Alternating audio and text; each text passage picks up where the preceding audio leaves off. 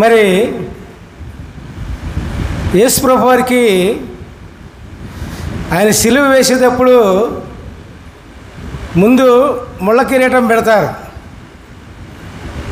ముళ్ళు తల మీద దించేస్తారు. అవునా అండి?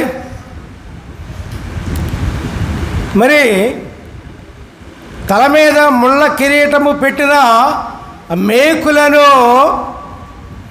ఎవరు తీయాలి? ఎవరు తీయాలండి?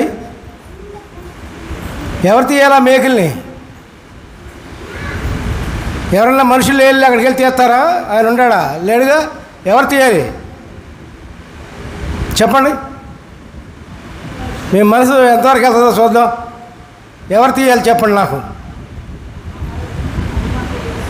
మనమే తీయాలి. దేవునికి స్తోత్రం.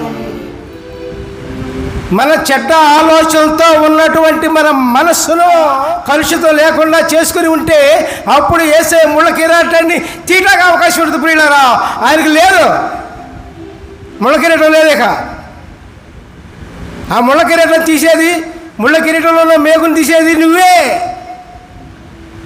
అమ్మో ముళ్ళ కిరీటం చేశారు, అమ్మో అమ్మో అమ్మో అని ఏడతాం కాదు, అమ్మో అమ్మో అని బాధపెడతాం కాదు. అమ్మో ఏసాకు ముళ్ళ కిరీటం కొట్టారే, ముళ్ళ కిరీటం కొట్టారు, అమ్మో అమ్మో అమ్మో ఎంత కొట్టారు, అమ్మో అమ్మో అని బాధపడతాం కాదు. నువ్వు తీయాలి. ఆయన ముళ్ళ కిరీటం చేత కొట్టబడినటువంటి ముళ్ళను నువ్వే తీయాలి. అర్థమైందా? ఎట్లా తీయాలి?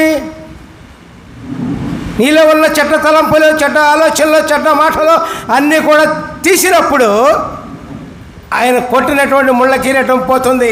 దేవునికి స్తోత్రం. హల్లెలూయా, ప్రైజ్ ది లార్డ్. అర్థమైందండి?